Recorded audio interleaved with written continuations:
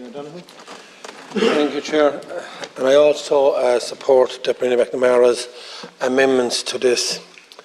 I'm a farmer's son. God rest my mother and father. We grew up on a farm. I have brothers that are farming. I have brothers and nephews and nieces that are in the contracting business. And I understand farming because I see it every week. I live it every week, and I have been part of the farming community. And when I see Mockra having to walk 79 kilometres today, they started last night and they arrived here to Leinster House today, where the Taoiseach of Oireachtas said that he would meet them, and just as they arrived into Dublin, he decided, no, I can't meet you, but if my schedule suits, I'll meet you afterwards.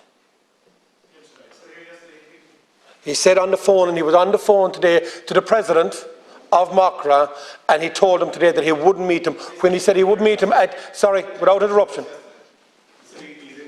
He was in the door, and he was supposed to, they came at 2 o'clock, and he didn't come out to meet them. Now, he met them later at his own convenience, when he wouldn't meet the full group of the people that walked the 79 kilometres. Sorry, listen to me. Listen to me, if you want to try and talk over me, I'll talk over you all day long, because you seem to have, no, it's easy for you to try and tell the truth when he could have walked out for 5 minutes at any time and met people, because there's often ministers that will sit in for 5 minutes and take over from anything that's within the Dáil. At 2 o'clock today. All right, so don't bother making excuses for the Taoiseach when I'm talking about amendments here. So, thank you very much, without interruption, if you don't mind. So I support this, and I'm a farmer's son. All right? I also understand the farming, and I also understand where the likes of Mockra are coming from. Now, Minister, I know that you're a farming community yourself. The age group at the moment of the farmers that are there at the moment that were here today are at an age group of up to 35. And I'm thankful to see today that there was 50-50 men and women there today supporting the young Mockra. But the average age in farming of people going into farming is a lot less. And I spoke to an awful lot of them today that said that they have no more future in farming. And I said at the start of this that I have 3 brothers that are farming. I will be lucky if 1 or 2 of my nieces or nephews goes into farming, because the sons and daughters of my other brothers have said that they can't see a viable future within farming. Now that's 3 farms, 3 brothers, 3 families that said that their children are looking at this and they can't see it viable for the future of having us with a supply of a food chain. When is this government ever going to look at protecting agriculture, protecting the future of agriculture in this country? Rather than being sold out to massive meat processors that are dictating price on meat produce, and the people that actually supply the meat produce for this industry have to try and work at a bare minimum or even a loss to keep the family farm going. When there was protests here from the farming group, when they went around the country last year, the rural independents stood with them, and I stood with them myself, on the protest over the price that the farmer was getting for producing food. When the transport network came here last year and protested, we were here again side by side with them.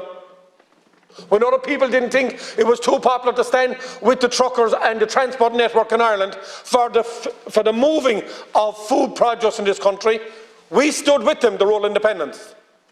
And when Mockra came today, we were there again to meet them and support them, where there was a minority of government TDs came out to meet them. 5 or 6 of the government party came out to meet them. But the majority of people that were today here with Mockra were independents, came out to meet Mockra. That will tell you what you think of the farming sector in this country.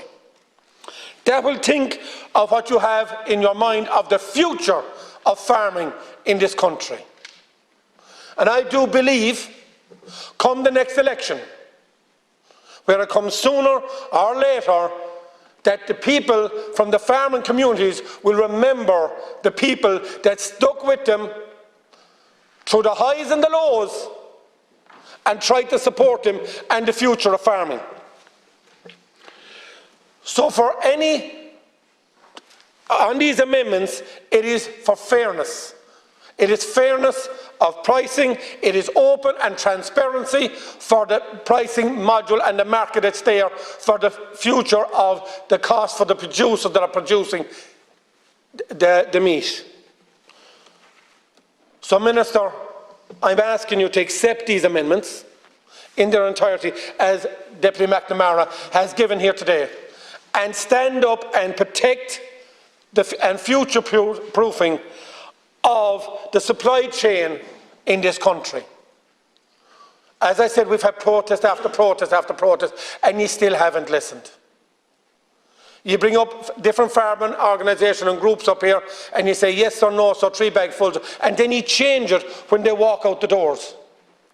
We're talking about your next generation, Minister, of farmers that we need to protect. And existing farmers that are there that feel that it will be comfortable, that their children or their grandchildren or their cousins who want to take over the farm, it's a viable future. It's in your hands. And as I say, you're from a farming background.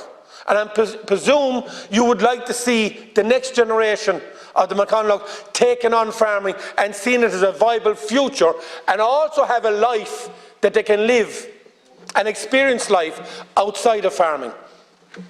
That's what we want, that they get fair price for fair produce and fair play when it comes to legislation and regulation that have been put in place for farming. Thank you.